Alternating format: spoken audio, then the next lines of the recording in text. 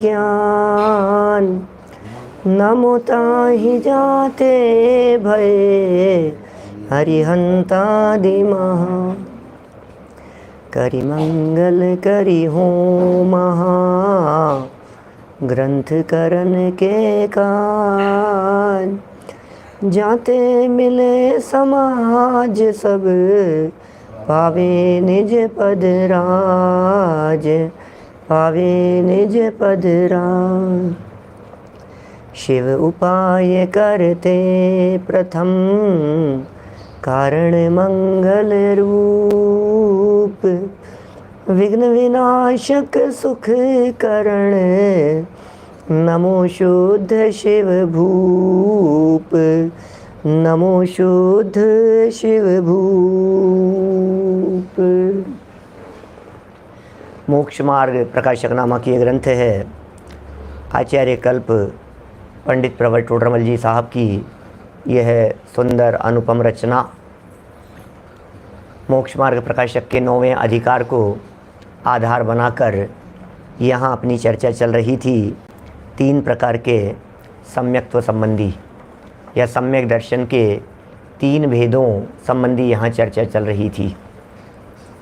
सम्यक दर्शन के इन 3 भेदों में एक का नाम औपशमिक सम्यक्त्व, दूसरे का नाम क्षायोपशमिक सम्यक्त्व और तीसरे का नाम क्षायिक सम्यक्त्व कहा गया। औपशमिक सम्यक्त्व 2 प्रकार का कहा, प्रथमोपशम फिर द्वितीयोपशम। प्रथमोपशम सम्यक्त्व अंतर्मूर्त काल है, द्वितीयोपशम सम्यक्त्व भी अंतर्मूर्त काल है। प्रथमोपशम सम्यक्त्व अंतर्मूर्त के अंदर अंदर बदल जाएगा। प्रथमोपशम सम्यक्त्व 4 से 7वें गुणस्थान तक संभव है और द्वितीयोपशम सम्यक्त्व 7वें गुणस्थान से 11वें गुणस्थान तक चढ़ते समय और 11वें गुणस्थान से गिरते समय 4थे गुणस्थान तक भी उसका सद्भाव संभव है। द्वितीयोपशम सम्यक्त्व वाला जीव 11वें गुणस्थान तक पहुँचेगा और 11वें गुणस्थान तक जाकर के फिर वहाँ से नियम से गिरेगा, ऐसा ही उसका स्वरूप है। या तो वहाँ आयु पूरी हो जाए या वहाँ समय पूरा हो जाए तो 11वें गुणस्थान से गिरना होता है। 11वें गुणस्थान में पूर्ण सुख रूप अवस्था है क्योंकि वहाँ मोहनीय कर्म की किसी भी कर्म प्रकृति का उदय नहीं है। सत्ता मौजूद थी इसलिए वे कभी भी उठ कर के खड़े हो गए और गुणस्थान गिरा दिए। ऐसा द्वितीयोपशम सम्यक्त्व किसी भी जीव को मोक्ष जाने के पहले अधिकतम 4 बार हो सकता है। माने द्वितीयोपशम सम्यक्त्व या द्वितीयोपशम सम्यक्त्व की प्राप्ति 4 बार संभव है किसी भी जीव को मोक्ष जाने के पहले। लेकिन इसमें भी एक छोटा सा नियम है कि वो 4 बार भी जो होगा वो 2-2 बार होगा, मतलब एक भव में 2 बार से ज़्यादा नहीं होगा, ऐसा है। उपशम श्रेणी मतलब उपशम श्रेणी की बात हो गई ना, द्वितीयोपशम का मतलब, इसका मतलब उपशम श्रेणी वाला जो व्यक्ति है वह व्यक्ति 2 बार उपशम श्रेणी चढ़ सकता है एक ही भव में। और मोक्ष जाने के पहले यदि बात की जाए तो 4 बार अधिकतम उपशम श्रेणी चढ़ी जा सकती है। 5वीं बार तो नियम से शपक श्रेणी ही चढ़ेगा और फिर निर्वाण की प्राप्ति करेगा। माने वो 4 बार जो उपशम श्रेणी चढ़ने का विधान है वो 4 बार 4 भव में भी हो सकता है, वो 4 बार 3 भव में भी हो सकता है, वो 4 बार 2 भव में भी हो सकता है, लेकिन वो 4 बार एक ही भव में नहीं हो सकता। एक भव में अधिकतम 2 बार और भिन्न भिन्न भवों में मिलाकर 4 बार तक यह जीव उपशम श्रेणी चढ़ सकता है। जब यह जीव उपशम श्रेणी चढ़ता है क्षयोपशम वाला उपशम में बदलकर तो उसे द्वितीयोपशम शब्द से संबोधित किया जाता है। ये सब चर्चाएं अपनी यहाँ थोड़ी थोड़ी बदल बदल करके कभी कुछ इस तरह से यहाँ हुई थी। अब यदि वह उपशम सम्यक्त्वी जीव नीचे गिरे तो मिथ्यात्व में आ जाता है और यदि वो ना गिरे तो वो बदलकर क्षयोपशम सम्यक्त्व में कन्वर्ट हो जाता है। यह प्रथमोपशम सम्यक्त्व वाला जीव यदि नीचे गिरे तो डायरेक्ट पहला गुणस्थान भी हो सकता है, और डायरेक्ट पहला गुणस्थान यदि नहीं हो तो दूसरा गुणस्थान भी हो सकता है प्रथमोपशम वाले को। क्षायिक सम्यक दृष्टि जीव भी उपशम श्रेणी चढ़ सकता है, उसमें कोई बाधा नहीं है। देखिए, बात हम ऐसी कहना चाहते हैं कि यदि वो क्षयोपशम में बदला तो उसके क्या क्या स्थितियां बनेगी, वो बात यहाँ हम सीख रहे थे, समझ रहे थे, पढ़ रहे थे पंडित जी साहब के शब्दों में। 334 नंबर पेज देखिए। तथा दर्शन मोह की 3 प्रकृतियों में, क्या कहा? दर्शन मोह की 3 प्रकृतियों में सम्यक्त्व मोहनी का उदय हो, अन्य 2 का उदय ना हो, वहाँ क्षयोपशम सम्यक्त्व होता है। इसका मतलब क्षयोपशम सम्यक्त्व में 2 का उदय नियम से नहीं है और 1 का उदय नियम से है, तभी क्षयोपशम की स्थिति बनेगी। और उसमें भी तीसरी कर्म प्रकृति का ही उदय होगा, क्योंकि वह तीसरी कर्म प्रकृति ही ऐसी है जिसके उदय में सम्यक दर्शन बना रह सकता है। प्रथम 2 कर्म प्रकृतियाँ ऐसी है जिनके उदय में सम्यक दर्शन बना नहीं रहता। टिम्बड़िया साहब, यदि दूसरी कर्म प्रकृति का उदय आ जावे जिसका नाम सम्यक मिथ्यात्व है या जिसका नाम मिश्र मोहनीय है, उस प्रकृति का उदय आने पर गुणस्थान गिर करके तीसरा हो जाता है। और यदि बात करें, यदि मिथ्यात्व कर्म प्रकृति का उदय आ गया तो फिर वो जीव गिर करके पहले गुणस्थान में आ जाता है। पहली और दूसरी कर्म प्रकृतियों में तो पहला और तीसरा गुणस्थान होता है, लेकिन जब तीसरी कर्म प्रकृति का उदय आता है तो उस तीसरी कर्म प्रकृति के उदय की स्थिति में इस जीव का गुणस्थान गिरता नहीं है, गुणस्थान मेंटेन रहता है, लेकिन मलिनता हो जाती है। बस इसका नाम ही क्षयोपशम सम्यक्त्व है। कहने का मतलब यह है कि क्षयोपशम सम्यक्त्व मलिन सम्यक्त्व है, क्षयोपशम सम्यक्त्व सदोष सम्यक्त्व है। तीसरी कर्म प्रकृति देशघाती प्रकृति है।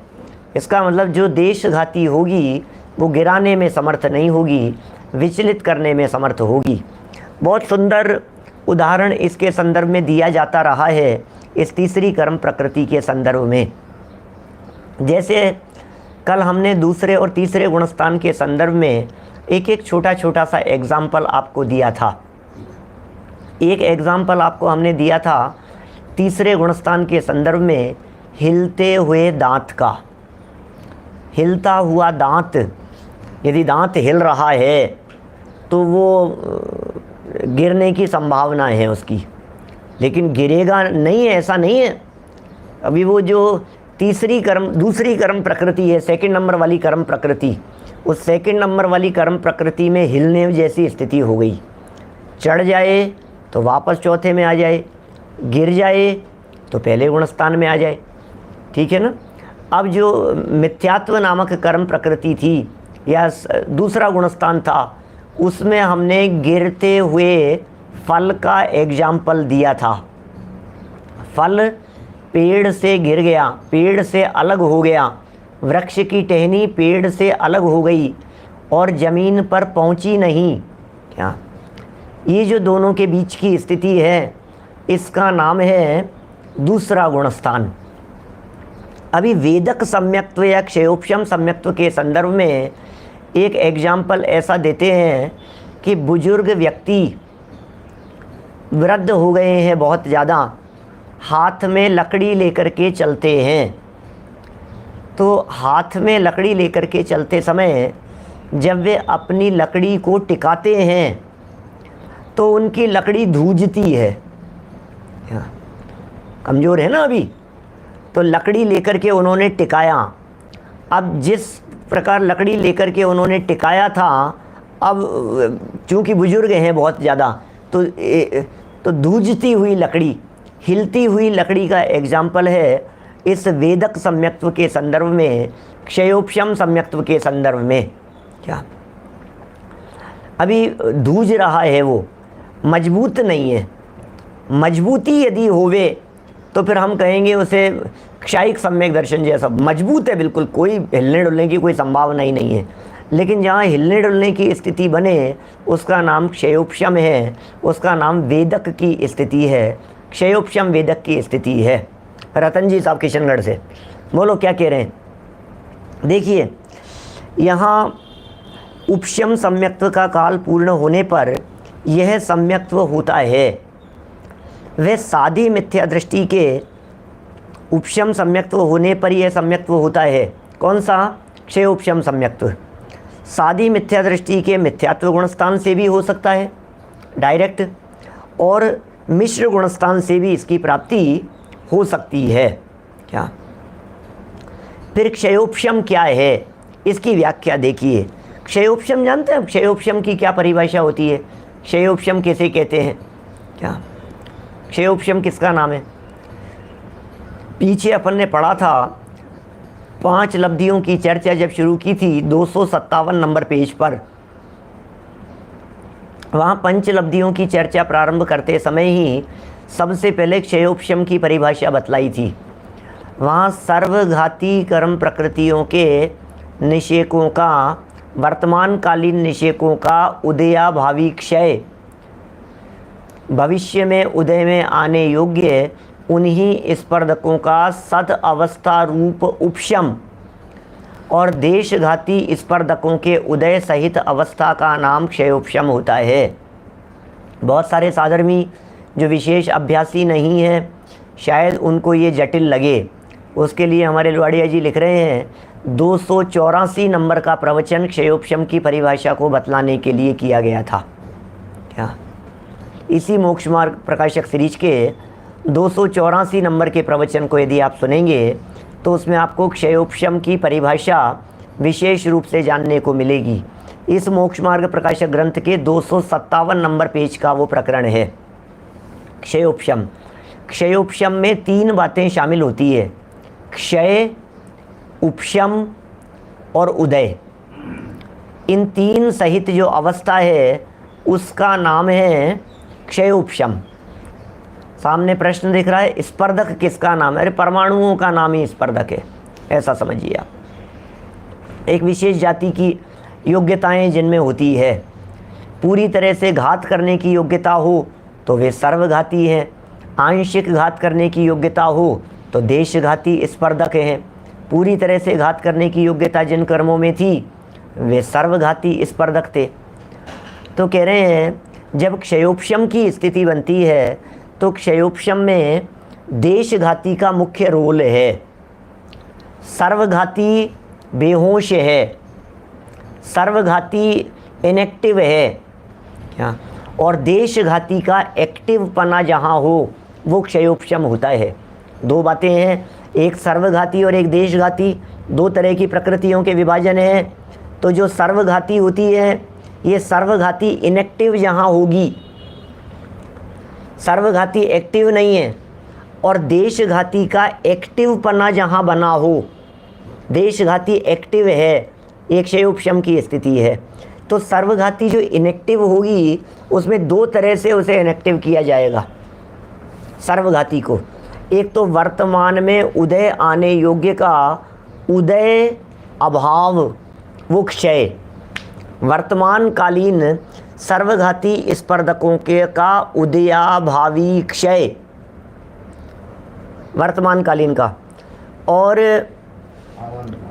दूसरी जो स्थिति है उनकी भविष्य में उदय आने योग्य, जो उछल करके नहीं आ जाए बीच में, अनएक्सपेक्टेड, तो वो जहाँ हैं वहीं पड़े रहे सर्वघाती स्पर्धक, उनका नाम भविष्य में उदय में आने योग्य का सत अवस्था रूप रहना, क्या सद अवस्था रूप उपशम, तो ये हो गया उदय नहीं आना, इसका नाम क्षय, और भविष्य में जहाँ की तहाँ दबे पड़े रहना, इसका नाम है उपशम।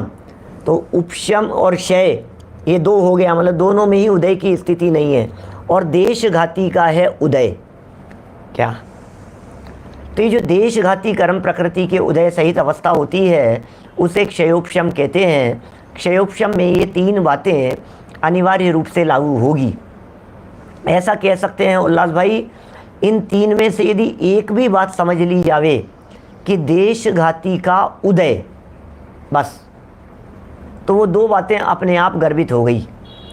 देशघाती कर्म प्रकृतियों के देशघाती स्पर्धकों का उदय जहाँ हो उसका नाम क्षयोपशम है, उसे ही वेदक सम्यक्त्व भी कहा गया है। तो कह रहे हैं क्षयोपशम क्या है? सो कहते हैं दर्शन मोहनीय, दर्शन मोह की तीन प्रकृतियों में, क्या दर्शन मोहनी की तीन कर्म प्रकृतियों में जो मिथ्यात्व का अनुभाग है उसके अनंतवें भाग मिश्र मोहनीय का है। कल अपन ने ये पंक्तियाँ यद्यपि पढ़ ली थी, वापस पढ़ते हुए हम आगे बढ़ रहे हैं। दर्शन मोह की तीन प्रकृतियों में जो मिथ्यात्व का अनुभाग है, बहुत पावरफुल है मिथ्यात्व, अनुभाग उसका शक्ति, अनुभाग माने शक्ति है, फल देने की शक्ति। जब मिथ्यात्व कर्म का उदय रहता है तब तक ये जीव सम्यक दृष्टि नहीं हो पाता है। यहाँ तो ये कह, अभी वेदक की चर्चा भी करेंगे, अभी आ रही है चर्चा। देखिए क्या कह रहे हैं यहाँ, मिथ्यात्व का अनुभाग, दर्शन मोहनी की तीन प्रकृतियों में जो मिथ्यात्व का अनुभाग है उस मिथ्यात्व की पावर से अनंतवें भाग पावर सेकंड नंबर में बची है। माने फर्स्ट बहुत ज़्यादा पावरफुल था, सेकंड वाला बहुत कम पावरफुल रह गया। क्या ठीक है ना? फिर ये कह रहे हैं उसके अनंतवें भाग मिश्र मोहनीय है। ये तो हो गया सेकंड नंबर वाली कर्म प्रकृति की यहाँ बात कह दी। फिर कह रहे हैं उसके अनंतवें भाग माने मिश्र मोहनीय के भी अनंतवें भाग, क्या मिश्र मोहनीय के भी अनंतवें भाग सम्यक्त्व मोहनीय का है। इसका मतलब जो सम्यक्त्व मोहनी नाम की कर्म प्रकृति है, यह सम्यक्त्व मोहनी नाम की कर्म प्रकृति की जो पावर है वो बहुत कम बची है, शक्ति नहीं बची है सम्यक्त्व मोहनी में। इनमें जो सम्यक्त्व मोहनी प्रकृति है माने तीसरी कर्म प्रकृति, थर्ड नंबर, वो देशघाती है। देशघाती माने आंशिक घात करने वाली। आंशिक घात करने वाली मतलब हिलती हुई लकड़ी की तरह है। उसका उदय होने पर भी सम्यक्त्व का घात नहीं होता, इसीलिए तो देशघाती है। जैसे देखिए अनंतानुबंधी, अप्रत्याख्यानावरण, प्रत्याख्यानावरण, ये सर्वघाती है। राजेंद्र बावेल साहब, अनंतानुबंधी, अप्रत्याख्यानावरण और प्रत्याख्यानावरण, ये तीनों ही के सर्व प्रकृतियाँ सर्वघाती है। इसलिए किसी भी जीव के अनंतानुबंधी कर्म का उदय आ गया तो गुणस्थान गिर जाएगा। अप्रत्याख्यानावरण का उदय आ गया तो गुणस्थान गिर जाएगा। प्रत्याख्यानावरण कर्म का उदय आ गया तो गुणस्थान गिर जाएगा। लेकिन यदि छठे सातवें गुणस्थानवर्ती मुनिराज के संज्वलन का उदय रहे बना हुआ तो गुणस्थान नहीं गिरता है।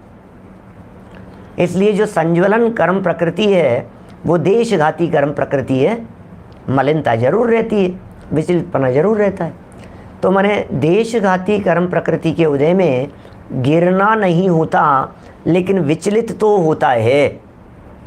ये कह रहे हैं तीसरी जो कर्म प्रकृति है जिसका नाम सम्यक्त्व प्रकृति है, सम्यक्त्व मोहनीय भी कह देते हैं जिसे, क्या वो तीसरी कर्म प्रकृति, इसके उदय से सम्यक्त्व का घात नहीं होता। किंचित मलिनता करे, क्या किंचित मलिनता करे, मूल घात न करे, उसी का नाम देशघाती है। अभी मलिनता के संदर्भ में भी आगे हम बढ़ रहे हैं। देखिए सुंदर प्रकरण है थोड़ा सा।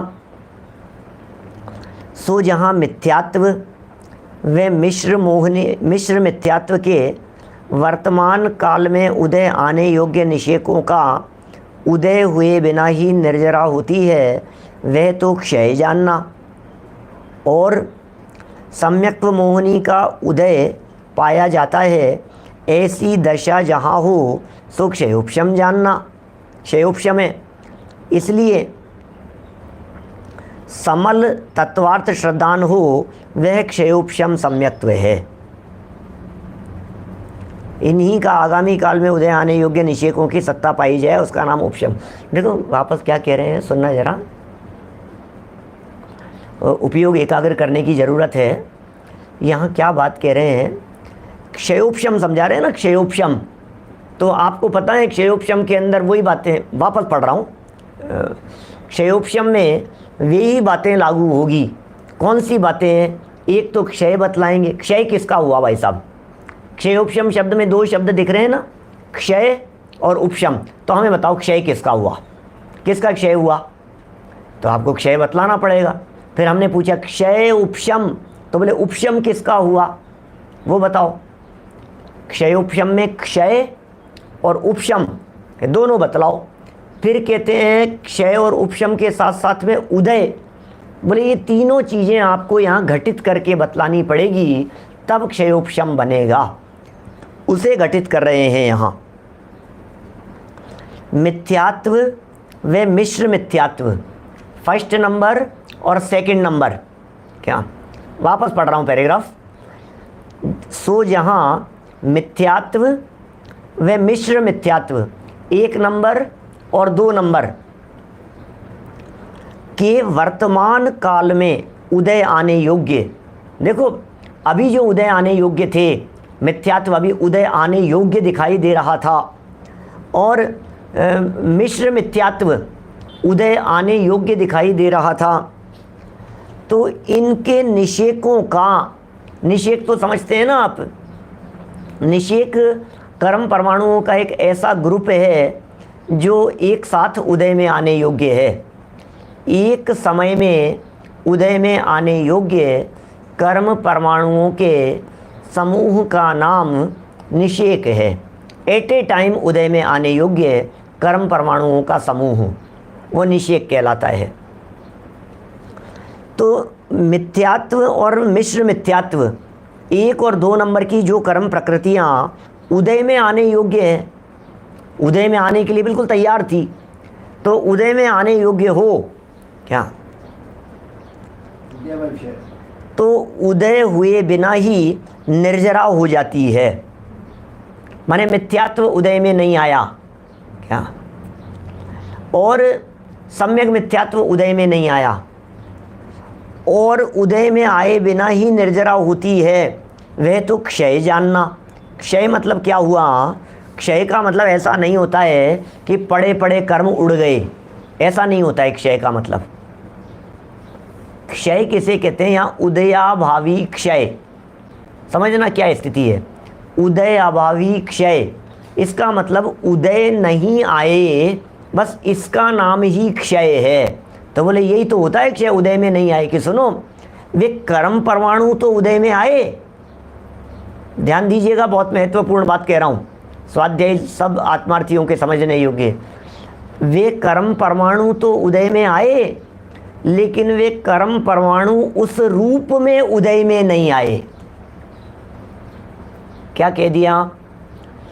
वे कर्म परमाणु उदय में तो आए, क्या मिथ्यात्व था, वो मिथ्यात्व सम्यक मिथ्यात्व और सम्यक्त्व मोहनी है, तो मिथ्यात्व और सम्यक मिथ्यात्व रूप से उदय में नहीं आया। तो मिथ्यात्व और सम्यक मिथ्यात्व रूप से उदय में नहीं आया, और वो कर्म परमाणु इधर बदल करके बहुत हल्के से पतली गली से निकल गए क्या, तो इसका नाम है मिथ्यात्व और सम्यक मिथ्यात्व का उदय नहीं आया ना, इसका नाम है क्षय। कैलाश जी मास्टर साहब, मिथ्यात्व और सम्यक मिथ्यात्व जो उदय में नहीं आए और दूसरे रूप से उदय में आए, प्रमुख से उदय में आए, इसका नाम है क्षय।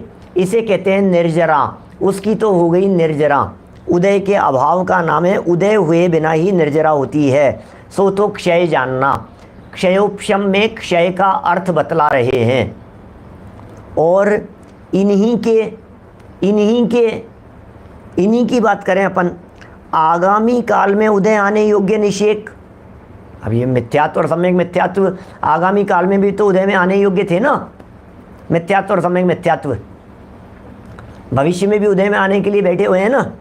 बोले उनके निषेकों की सत्ता पाई जावे वह उपशम है। दबे रहे, वो आएंगे नहीं। क्या समझ में आ रही है बात?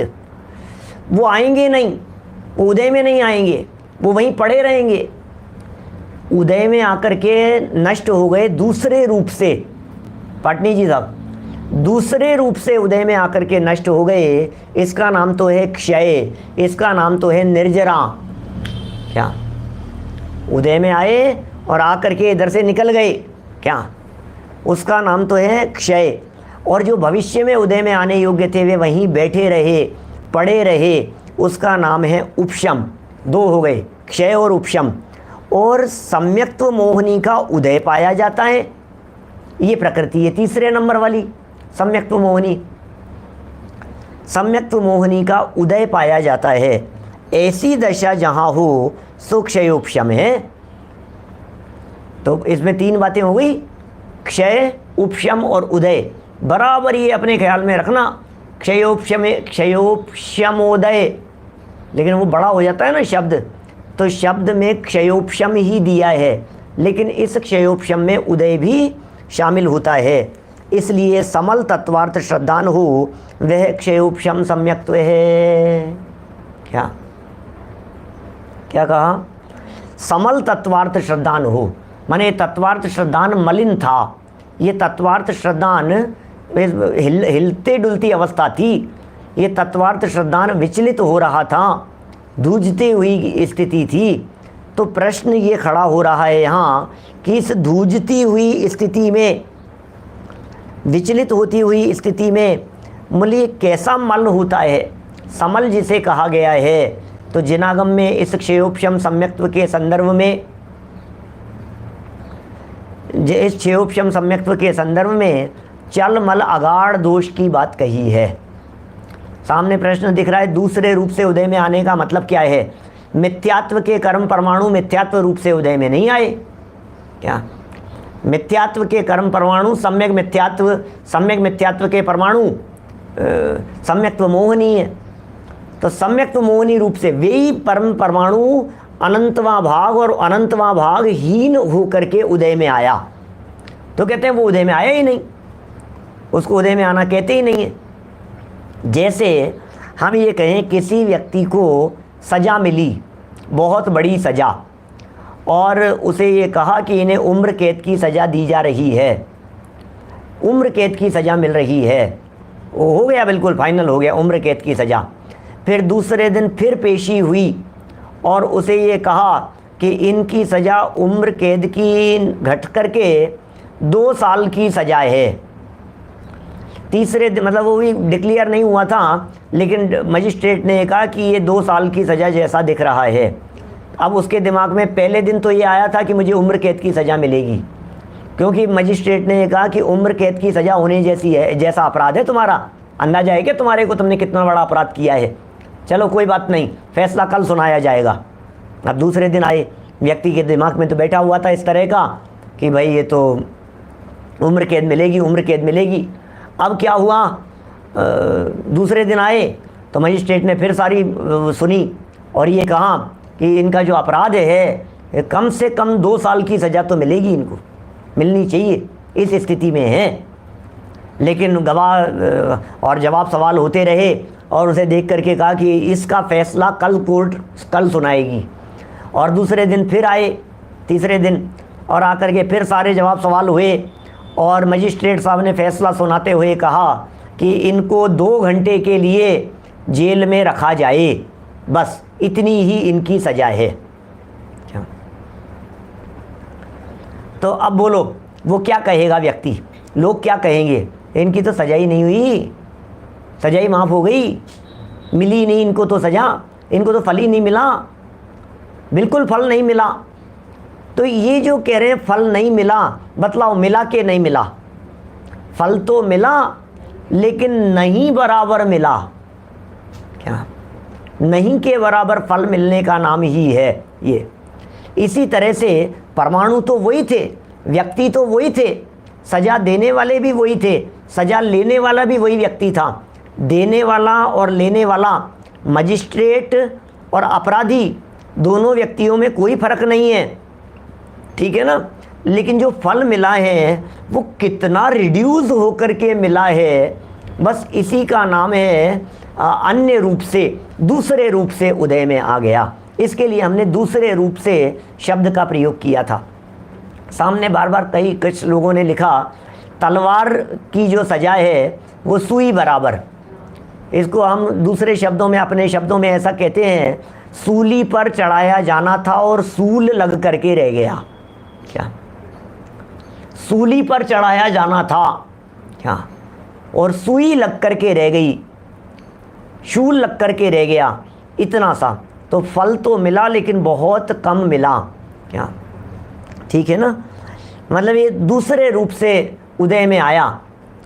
मैंने अभी ये और मत घुमाइए अपनी बातों को, ठीक है ना, लेकिन बस ये बदल गया है ये, क्योंकि कर्णानुयोग के विषय है ना, थोड़ी सी बात इधर उधर कहते ही बात बदल जाती है।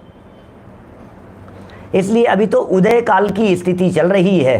संक्रमण तो पड़े पड़े जो होते हैं वे बदल जाते हैं, उनका नाम होता है संक्रमण। ये भी एक प्रकार से इसी तरह का है, लेकिन यहाँ तो उदय कम हुआ है, ऐसा है। चलिए खैर, बहुत तरह की बातें हैं। यहाँ कह रहे हैं इसलिए ये समल तत्वार्थ श्रद्धान हो, उसका नाम क्षयोपशम सम्यक्त्व है। यहाँ जो मल लगता है, अब देखो मल क्या है, बड़ा सुंदर प्रकरण है इस मल के बारे में। मल माने दोष, मल माने विकृति। ये विकृति क्या है? यहाँ जो मल लगता है उसका तारतम्य स्वरूप तो केवली जानते हैं। अरे भाई साहब, ये टोडरमल जी हैं, कभी किसी गलत बात का समर्थन नहीं करते, कभी किसी बात का पोषण नहीं करते। जो बात इनको जच नहीं रही है, क्या जो जच नहीं रही है इनको बात, उस बात को ये कह रहे हैं भाई साहब लिखी है शास्त्र में, बस इनकी जो सूक्ष्मता है, इसकी जो बारीकी है, चल मल अगाढ़ दोष की, इसकी बारीकी को समझना कि ये तो केवली भगवान जानते। बस कैसा दोष लगता होगा, क्या कैसा चलायमान हो जाता होगा, कैसा मल दोष है, कैसा अगाढ़पना है उसका, अश्रद्धा मतलब किस तरह की दिखाई देती है। बोले सुनो, इनका जो तारतम्य है, इनकी जो सूक्ष्मता है, इनकी जो गहराई है इस विषय की, बोले ये यदि आपको प्रैक्टिकल और प्रत्यक्ष यदि देखनी है तो आप अपने आत्मा को जानो, पहचानो, लीन हो जाओ, अल्पकाल में केवल ज्ञान की प्राप्ति करो, और जब केवल ज्ञानी भगवान हो जाओगे तो आपको ये चलमल अगाढ़ दोष का क्या स्वरूप है ये ऐसे हाथ पे रखे आंवले की तरह दिखने लगेगा। कहने ने कहा पंडित जी कुछ तो बताओ। अरे हम क्या बताएं यार, शास्त्रों के अंदर जो उदाहरण दिखते हैं वो उदाहरण हमें तो जचते नहीं है, क्या, लेकिन चूंकि शास्त्र में लिखे हैं इसलिए हम बता रहे हैं यहाँ पर, क्या करें। इतनी स्थूल श्रद्धा थोड़ी ना होती होगी। अभी कह रहे हैं शांतिनाथ शांति के करता हैं, ये इसके करता हैं, इसका ऐसा हो गया, ये देव मेरे हैं, ये दूसरे के हैं, ये जो है ना, ये मलिनता, ये चलमल अगाढ़ की, इसके संदर्भ में ये कह रहे हैं भाई साहब इनकी जो तारतम्यता है, चलमल अगाढ़ दोष केवली भगवान जानते हैं। लेकिन जिस तरह का वर्णन जिनागम में किया है, शास्त्रों में किया है, हमारे पूर्ववर्ती विद्वानों ने लिखा है, ज्ञानियों ने लिखा है, इनके लिए जो उदाहरण क्या करें, किसी भी चीज़ को जब उदाहरण देकर के समझाने लगते हैं तो वो विषय स्थूल हो जाता है, शब्दों में वो बात रहती ही नहीं है। अनेक बार ऐसा होता है जब किसी प्रकरण के संदर्भ में या किसी विषय के संदर्भ में, किसी व्यक्ति या व्यक्तित्व के संदर्भ में आपके हृदय में बहुत महिमा होती है, तब आप क्या कहते हैं, मेरे पास में कुछ कहने के लिए शब्द नहीं है। क्या आप क्या बोलते हैं? कोई शब्द नहीं है मेरे पास में, मैं क्या कहूँ भाई साहब, मैं क्या कहूँ, मेरे पास में कोई शब्द ही नहीं है, कोई मैं बोल ही नहीं सकता हूँ। तो जितना बोला जाएगा निश्चित तौर पर वो एग्जाम तो हो ही नहीं सकता है। इसमें भक्तामर स्तोत्र में भगवान आदिनाथ स्वामी की स्तुति करते हुए जब 14, 15, 16, 17 इन श्लोकों में जब चर्चाएं की है, वहाँ उन्होंने चर्चाएं की इस तरह की कि साहब आप ये उपमा दी जाए, आपको सूर्य की उपमा दी जाए, चंद्रमा की उपमा दी जाए, दीपो परस्तमसि नाथ जगत प्रकाश, मतलब प्रकटी करो, कितने कितने तरह की बातें उन्होंने कही है, अलग अलग तरह की उपमाएं दे दे करके। लेकिन अब क्या करें, बोले ये तो आप तो अनुपमेय हो, आप अनुपम हो, आपको किसी प्रकार की उपमाएं नहीं दी जा सकती।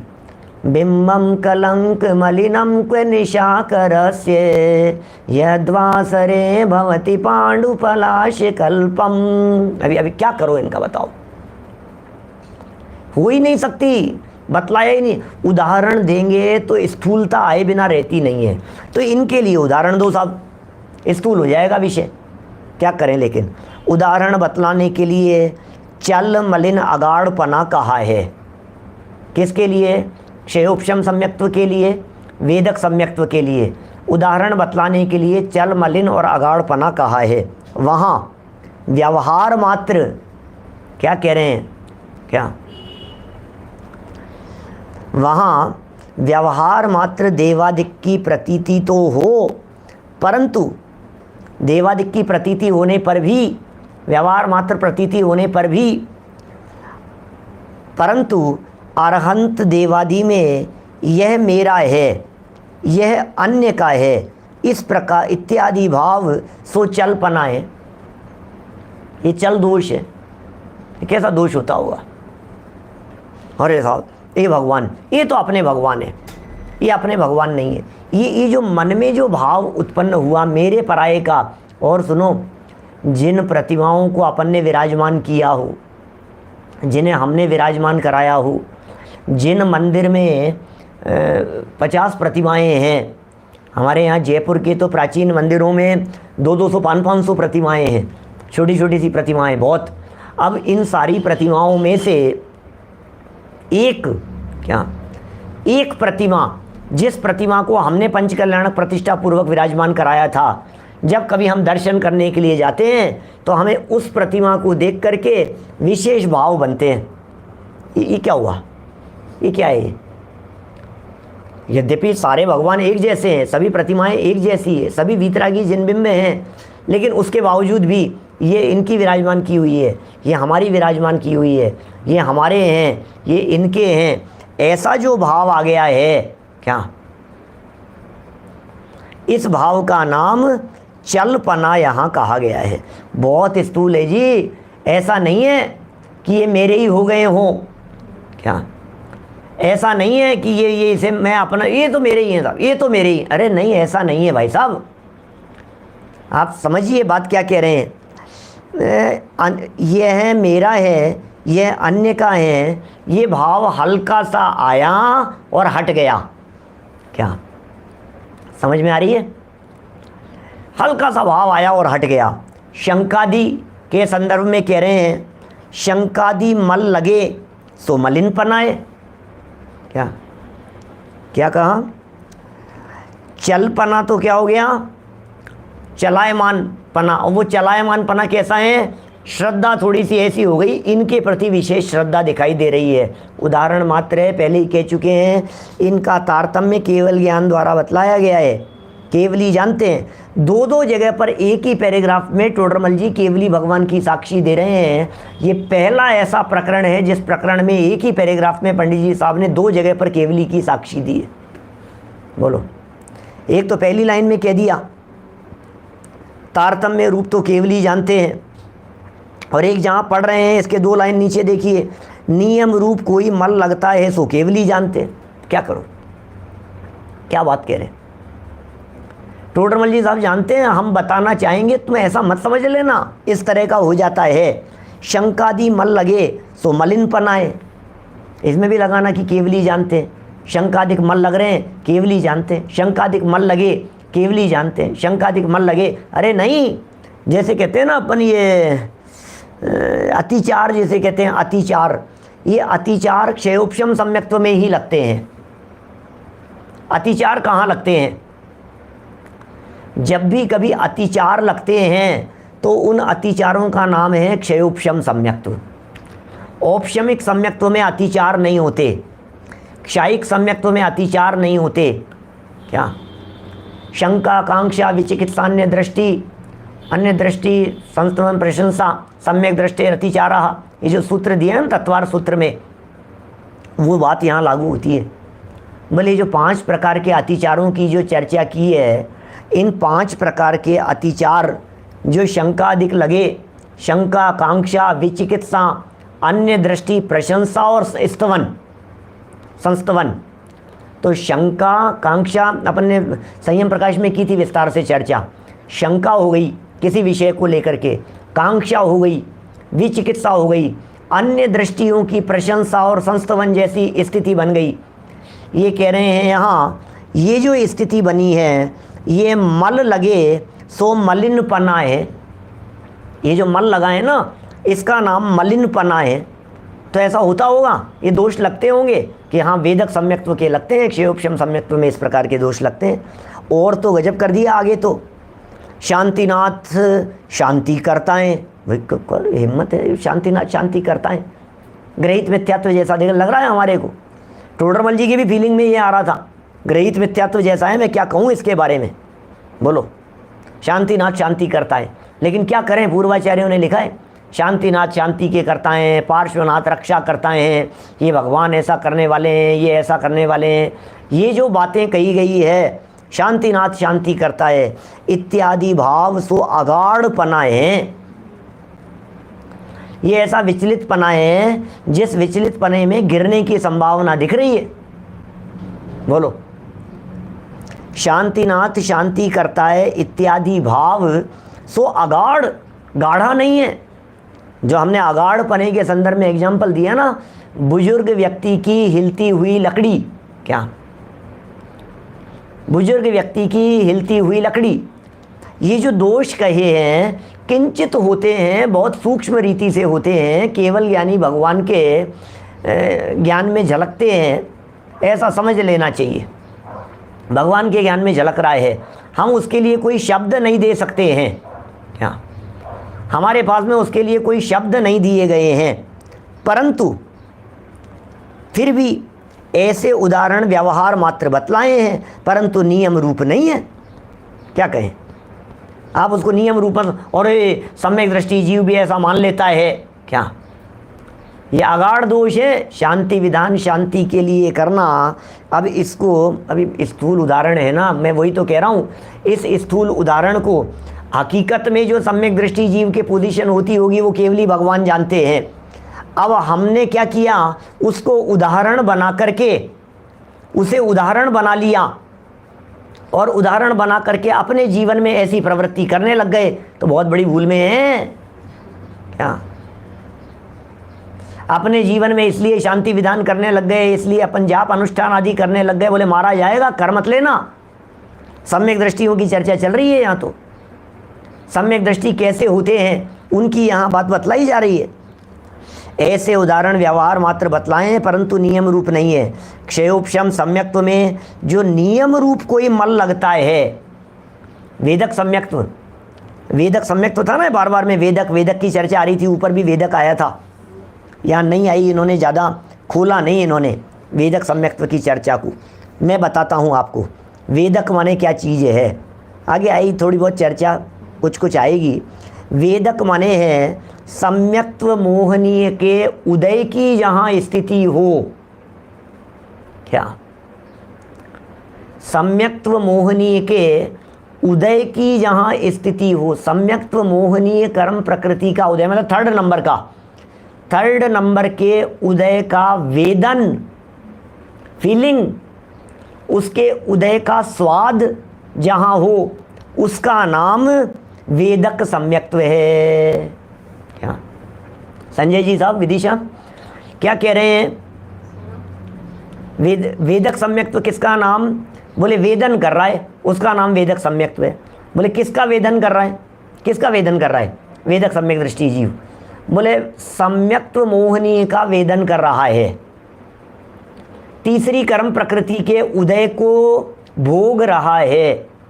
जब तीसरी कर्म प्रकृति के उदय को भोगने की स्थिति बने तो उसका नाम वेदक सम्यक्त्व जानना चाहिए।